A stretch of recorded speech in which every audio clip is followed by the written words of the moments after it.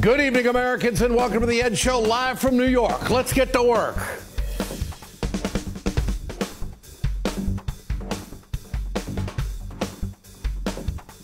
Let's strengthen our safety net for a new age. This country help make sure we didn't go hungry.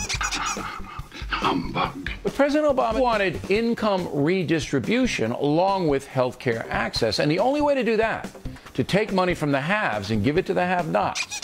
At this festive season of the year, Mr. Scrooge, it is more than usually desirable that we should make some slight provision for the poor and destitute. The idea that a child may never be able to escape that poverty because she lacks a decent education or health care, or a community that views her future as their own, that should offend all of us.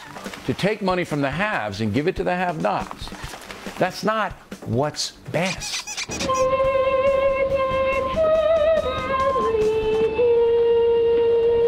Be off with you. Christmas is a time of generosity. What other secular humanists are peeing on your Yule log this year? Trying to convince people by saying that Jesus would feed the poor, which he would. We all know that, right? Okay?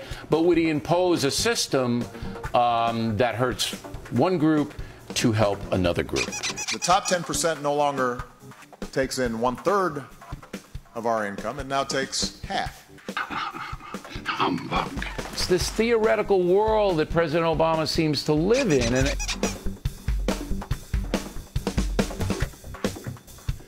Good to have you with us tonight, folks. Thanks for watching. Did I just hear Bill O'Reilly say something about people are hurting? That Jesus would want to help the poor, but he wouldn't want to hurt anybody else? You mean to tell me that Bill O'Reilly, who's looking out for us, thinks that the wealthiest Americans are hurting right now? Oh, I'll tell you what, food stamps, just a big problem for us, isn't it?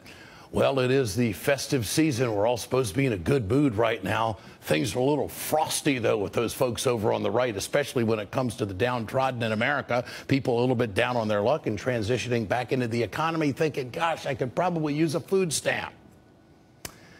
Well, it's the holiday spirit. Republicans are getting into the holiday spirit this year by, oh, what the heck, let's attack the poor people and let's throw in the Pope this time, too.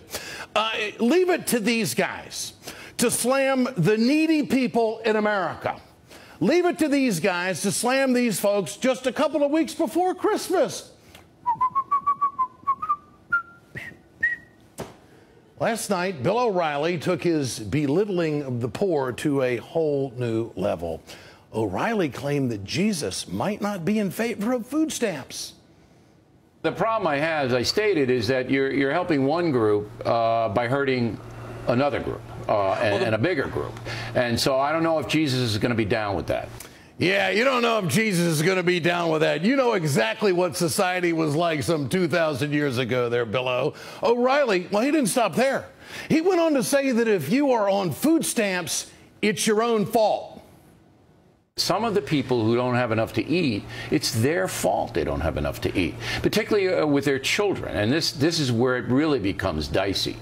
If you're an alcoholic or a heroin addict or a drug addict and you can't hold a job, all right, and you can't support your children, and that's a circumstance of millions and millions of people, not most, but a lot, a substantial minority, okay, then it's your fault. You're bringing the havoc, and then that you're asking people who may be struggling themselves to put food on the table to give their tax money to you, and then you're not even going to buy food with it. You're going to buy booze and drugs with it. You're going to buy booze and drugs with it? Really?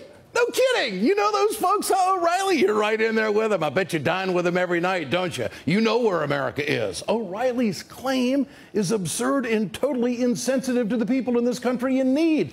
First of all, for the record, not that facts matter over at Fox, it is impossible to buy drugs and alcohol with food stamps. If you get SNAP benefits, you get a government-issued debit card. And it's on the USDA, United States Department of Agriculture website, says that SNAP benefits can be used only for food. It specifically says alcohol and tobacco are not prohibited. And I'm pretty sure drug dealers don't seem to be taking any debit cards as of late, but we'd have to ask Rush about that. Bill O said that he's also worried we are creating a society of dependency. My parents didn't make a lot of money, and they were able to put food on the table. And I'm just seeing a system now that creates dependence. All right, now let's go over to the dependence question. Ready for some eggnog yet? It's the holiday season. Bill, people on food stamps don't want to be there. Do you know people who do? No one wants to live off the bare minimum. But there is a support system in this country that is very important to the stability of society. Earlier today, President Obama slammed the idea of dependency and stuck up for the hardworking people on government assistance with low wages. These programs are not typically hammocks for people to just lie back and relax. These programs are almost always temporary means for hardworking people to stay afloat while they try to find a new job, or going to school to retrain themselves for the jobs that are out there, or sometimes just to cope with a bout of bad luck. So who do you think's telling the truth, O'Reilly or the President of the United States? You be the judge. Meanwhile, there's Rush Limbaugh. He knows a thing or two about drug addiction. Limbaugh is also wasting airtime attacking poor people on food stamps this holiday season. He said food stamps are making poor people obese. Most of the childhood obesity is minority, African American, and this story links it to food stamps, which makes total sense. We get nearly 49 million Americans on food stamps, and they can buy whatever they want with it. Whatever they want? Not really. Limbaugh, again, 100% wrong. There is no study that links food stamps to obesity. If anything, people on food stamps, they don't get enough to eat. The average food stamp recipient gets, put your seatbelt on now, $133.41 a month. Holy smokes. How dare we give poor people in America that kind of assistance when the top 2% have just been rolling over the last 10 years? I'd like to see Limbaugh, see how he fares on only $133 worth of food a month, or maybe a day. It's important to point out, last month, Congress cut food stamp benefits by $5 billion annually. And really, it's the worst time to do it. This chart right here clearly shows the rate of food insecurity in the United States. It's at record highs, with roughly 15% of Americans struggling to put food on the table. 1 out of 15 people that you see walking down the street statistically are having a hard time putting food on the table. But wait a minute. O'Reilly, Limbaugh, and the rest of the conservatives and the Republicans, the way they vote, they have determined these people are the problem. What do you say we just weed them out? These guys right here are despicable, absolutely despicable, for attacking the less fortunate in our society during the holiday season. Republicans got their $5 billion cut. And now people are suffering because of it. But, of course, the Republicans, they want more. It's not just the poor they're targeting. Limbaugh is actually now going after the Pope.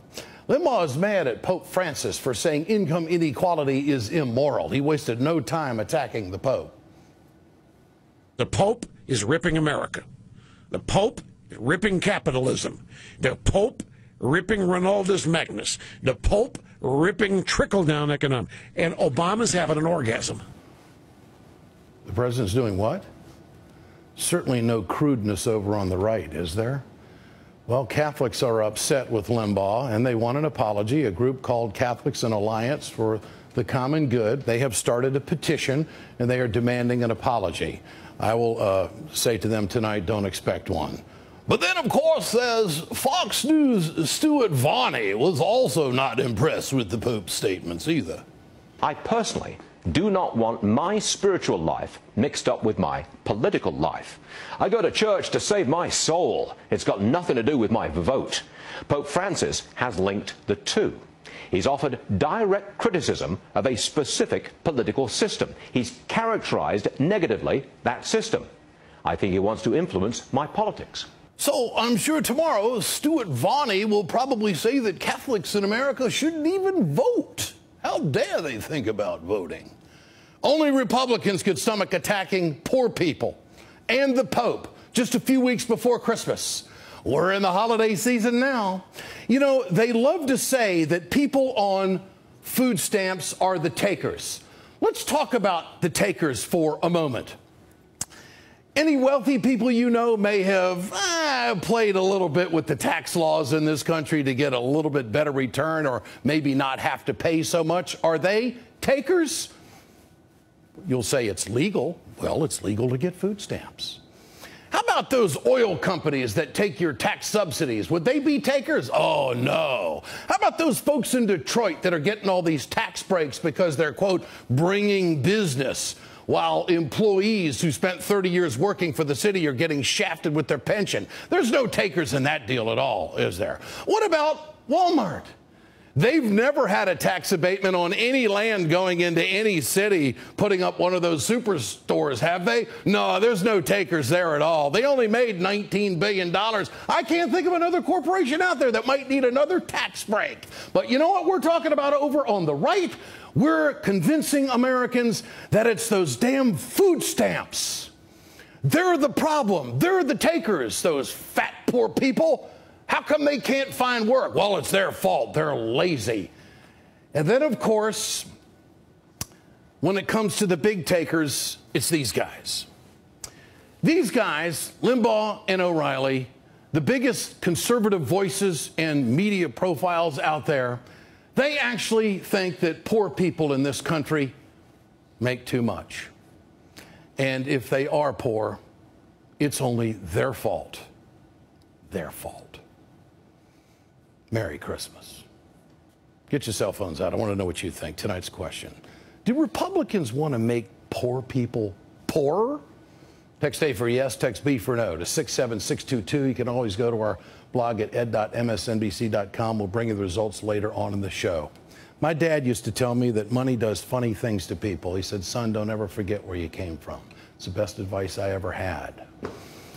I'd like to know Mr. O'Reilly could tell us what the best advice his dad ever gave him. And would his dad stand up and say, you're doing the right thing by hammering those poor people? For more, let's bring in Congressman George Miller of California. Congressman, good to have you with us tonight. Thanks so much for joining us. Republicans, they just can't seem to get enough of this holiday season. They think that cutting food stamps is the best way to get to this budget deal, that they haven't had enough. Will they ever back off, Congressman? No, they won't back off. They believe, and they for many years have played the political card of trying to demonize the poor, trying to suggest that budget deficits are created by the poor. You know, you mentioned Walmart and others who pay a sub-minimum wage. Essentially, the minimum wage isn't worth what it was in 1968, and that cost us $7 billion in just food stamps alone because those people don't have enough money to stay out of poverty. They're against increasing the minimum wage, and they're against these people having enough money for food in their family. Yeah. They know that the fact that most of the studies show that so many people on food stamps run out of food the third week of the month. That when they have the money for food, it's $1.40 per person per meal. They know how difficult it is for them to have the necessity, but that's not their political agenda. Their political agenda is to demonize them. Yeah. That's why they fight back so hard when the Pope suggests that we should appeal to our better humanity and care for these people and be concerned about these people and try to get them up on their feet and get them productive in society and provide the mechanisms to do that. That's what the Pope was saying to us. He was saying this is your better humanity in this holiday season. And Congressman, what about the Pope? Does the Pope empower the conversation for those who are willing to help those who are economically in trouble in this country? I mean, this is the first time that I can remember that a pope has injected himself into a conversation like this so intensely. Does this change the dynamic at all? Well, you know, the popes have injected themselves into these societal conversations as part of the role of the church to take care of the flock. Well, not with income inequality. This is not with. No, I understand. It's been a while. It's been a while since we've seen this, and I'm very, very excited about it. But they've injected themselves in a lot of other issues that you've seen play out here over the last several years. But the fact of the matter is, I think what this Pope is saying is be discerning. Think about who you're talking about. Think about the situation of these people. Put your own self in their shoes. Walk in their shoes. And there's mechanisms that we have. We know that when you offer people jobs, you know, we've all seen 12,000 people show up for 500 jobs. Yeah. Stand in the cold, stand in the snow. Many of those people are on food stamps. What are they doing? Well, they're standing in the snow trying to get a job. But not enough jobs. Congressman, about those unemployed people, Republicans also, they want to eliminate long-term unemployment benefits. Is this going to happen? Is this part of these budget negotiations? They're going to work very hard to eliminate them. They expire December 28th. They don't want to raise the minimum wage, and they don't want to provide nutrition and food stamps for the families and the children in need. So they're running a trifecta here at the end of the year to make sure that these people are not only poor, that they can't get out of poverty. They're not a mechanism out of poverty. They won't pass a transportation job to create jobs in our community. So they're really locking the poor in. That's their goal, and then demonize them for being locked into poverty, being locked into unemployment. Are you aware of any Republican idea to solve poverty in America, or is it just pull your bootstraps up and this is the way it is? They think that they can blame and shame the poor into doing I don't know what. But that's always been their proposal, that somehow shame would correct the behavior of the poor. They haven't been in their homes. They haven't been in their apartments. They haven't been in the schools. They haven't been with the parents and the grandparents and the older siblings that take care of their kids, that try to cope with it. They haven't been with the people who move from shelters night after night and they search for jobs during the day.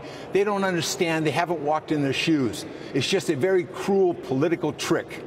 But I think America, I think America's seen this movie before. Yeah. It doesn't solve anything. It doesn't solve anything. It's just a different cast of characters. Lives more miserable. It's just a different cast of characters with a little bit edgier meanness to them, no doubt. Congressman George Miller, good to have you with us tonight. I appreciate your time. Thank you so much.